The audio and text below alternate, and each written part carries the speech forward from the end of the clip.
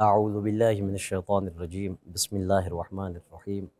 الحمدللہ رب العالمین وصلی اللہ علی محمد وآلہ الطیبین الطاہرین اللہم صلی علی محمد وآل محمد واللعنۃ الدائمۃ علی اعدائہم اجمعین اما بعد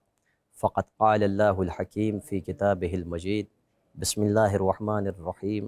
وجعلنا منہم ائمۃ یہدون بامرنا لما صبروا وَكَانُوا بِآيَاتِنَا يُوقِنُونَ۔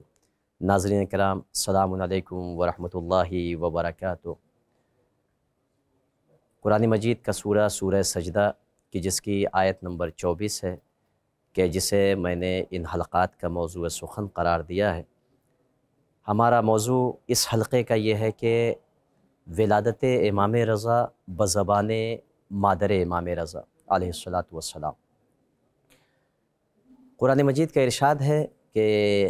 ارشاد باری تعالیٰ ہوتا ہے کہ ہم نے ان میں سے ائمہ قرار دیا ہے، ائمہ ہم نے بنائے ہیں۔ ان کی صفات یہ ہیں کہ وہ صابر ہیں، کہ جو انہوں نے صبر و استقامت سے کام لیا، صبر کیا۔ وَكَانُوا بِآيَاتِنَا يُوقِنُونَ، اور یہ وہ ہیں کہ جو ہماری نشانیوں پر یقین رکھتے ہیں۔ ان کا یقین اس درجے پر ہے کہ ہماری نشانیوں پر، آیات الہی پر یہ اس طریقے سے یقین رکھتے ہیں، یقین کے اعلیٰ مراتب پر فائز ہیں۔ ان ائمہ علیہم السلام میں سے ہمارے اور آپ کے 8ویں امام حضرت امام رضا علیہ السلام، علی ابن موسیٰ الرضا المرتضیٰ علیہ السلام ہیں۔ امام 8ویں امام، امام ضامن و ثامن جنہیں کہا جاتا ہے، ان کی ولادت مبارکہ وہ تاریخ، وہ روز کی جسے 11 ذی قعدہ کہا جاتا ہے، سن 148 ہجری کی صبح نمودار ہو رہی تھی، اور طلوع فجر کا وقت تھا کہ جب اس کائنات میں ایک ایسی ہستی کا نزول ہوا، ولادت ہوئی، وہ ہستی ظاہر ہوئی کہ جس کے نور اقدس سے یہ کائنات منور ہو گئی۔ خود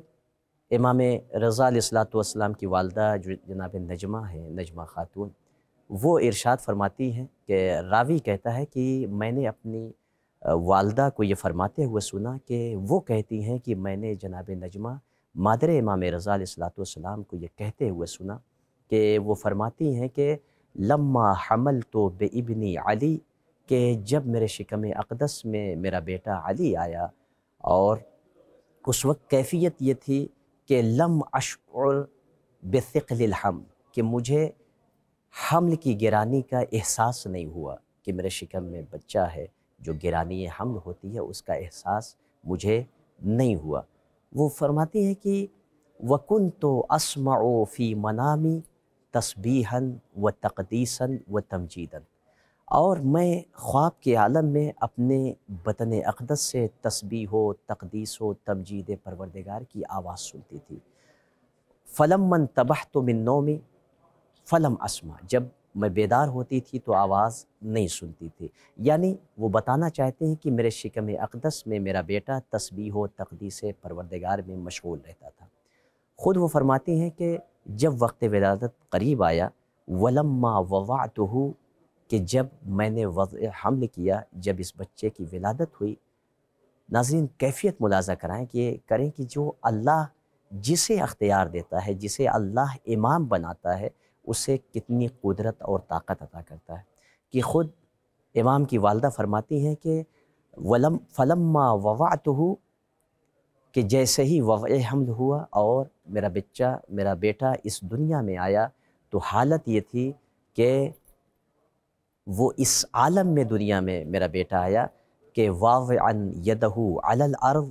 رافعن رأسہو الی السماء، کہ اس کی حالت یہ تھی کہ اپنے دونوں ہاتھوں کو زمین پر ٹیکے ہوئے تھا اور اپنے سر اقدس کو آسمان کی جانب بلند کیے ہوئے تھا۔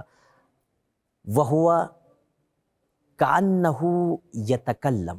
وَيُحَرِّكُ شَفَتَيْهِ كَأَنَّهُ يَتَكَلَّمُ، ایسا لگ رہا تھا کہ وہ کچھ کلام کر رہا ہے، کچھ گفتگو کر رہا ہے، اس کے لب ہل رہے تھے۔ یعنی اس طریقے سے امام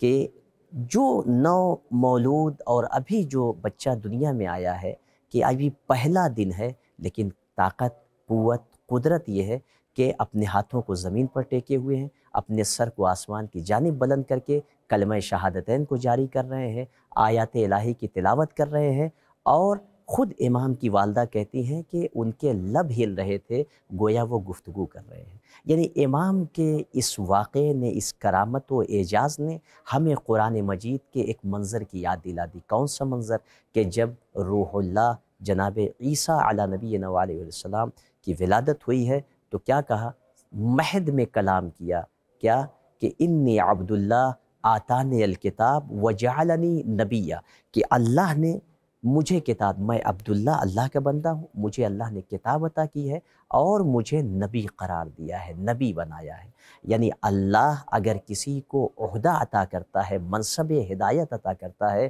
تو اسے اتنی قدرت دیتا ہے کہ وہ ایک دن کی عمر میں ابھی نومولود بچہ بھی وہ گویا ہوتا ہے، آیات الہی کی تلاوت کرتا ہے، لوگوں کو اپنی طرف متوجہ کرتا ہے۔ یعنی وہ اختیار نبوت تھا، یہ اختیار امامت ہے، منصب امامت ہے کہ امام ولادت کے بعد گویا کلمہ شہادتین جاری کر رہے ہیں اور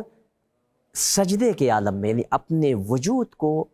بارگاہ الہی میں اس طریقے سے تسلیم کیے ہوئے ہیں کہ پروردگار تو نے جس مقصد کے لیے مجھے بھیجا ہے۔ لہٰذا یہ امام علیہ السلام کی ولادت، وہ کہتی ہیں کہ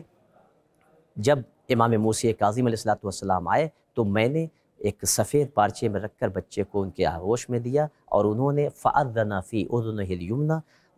فَأَقَامَ فِي الْيُسْرَى، کہ انہوں نے دائیں کان میں اذان کہی اور بائیں کان میں اقامت کہی۔ اس کے بعد پھر مجھے یہ کہتے ہوئے یہ بچہ واپس کر دیا، خُذِیہا یا نجمہ کرامت ربک، یہ تمہارے رب کی کرامت ہے، اسے لے لو، فَإِنَّهَا بَقِيَّةُ اللَّهِ فِي أَرْضِهِ، کہ یہ اللہ کا بقیہ ہے، اللہ کی طرف سے ہے اس کی زمین میں۔ یعنی امام نے اشارہ کیا کہ یہ کوئی عام بچہ نہیں ہے بلکہ یہ اللہ کا ہادی ہے، اللہ کا رہبر ہے۔ والسلام علیکم ورحمۃ اللہ۔